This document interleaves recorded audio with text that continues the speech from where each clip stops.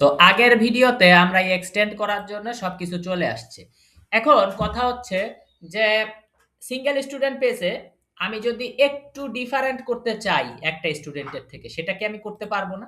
তো প্রথম ডিফারেন্টটা আমরা করতে চাচ্ছি, এখানে যে টাইটেলটা আছে, টাইটেলে আমি কিছুটা ডিফারেন্ট করে দিতে পারি চাইলে। ঠিক আছে? তো এখানে আছে block title, in block title. আমি টাইটেলে কিছুটা ডিফারেন্ট করব।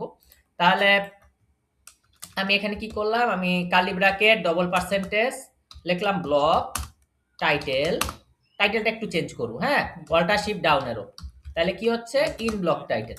তাহলে এখানে আমি টাইটেলে লিখলাম সে যে যে স্টুডেন্টটা আছে তার তুমি এই কি করো, তুমি তার হচ্ছে নেমটা দাও।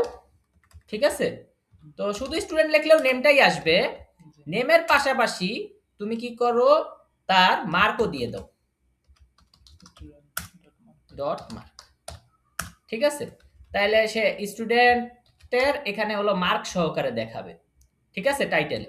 তা আমি এখানে আসি এবং এই জায়গায় রিফ্রেশ করি, এই যে সিয়াম 0। ঠিক আছে? রাসেল ভাইয়ের কাছে যাই, রিফ্রেশ করি, এই যে রাসেল রায়হান 100। কিন্তু একটা স্টুডেন্ট পেজে রিফ্রেশ করি, নাম যেটা সেটাই রয়েছে, কিন্তু আমরা কি করলাম, হালকা একটু টাইটেলে চেঞ্জ নিয়ে আসলাম। ঠিক আছে? আর আমরা জানি যে যদি ব্লক ট্যাগ মানে মেন পেজের থাকে, এক্সটেন্ডেড পেজে না থাকে, তাহলে এক্সটেন্ডেড পেজ ওরটা হায়ার করবে। কিন্তু যদি আমরা দেখি যে ওর কাছে, ওর দুইজনের কাছেই আছে, তাহলে যার যার তার ব্যবহার করবে। তা আমি এখানে জাস্ট আর একটু বোঝানোর জন্য দুই ধারে আমি কি করলাম, ব্র্যাকেট দিয়ে দিলাম, প্যারেনথেসিস দিয়ে দিলাম। তাহলে কি হলো, আমি এখন রিফ্রেশ করি, এখন যে যেই নাম্বারটা পেয়েছে সেই নাম্বারটা ব্র্যাকেটে এসে গেল, ওই যে সিয়াম ব্র্যাকেটে 0। ঠিক আছে?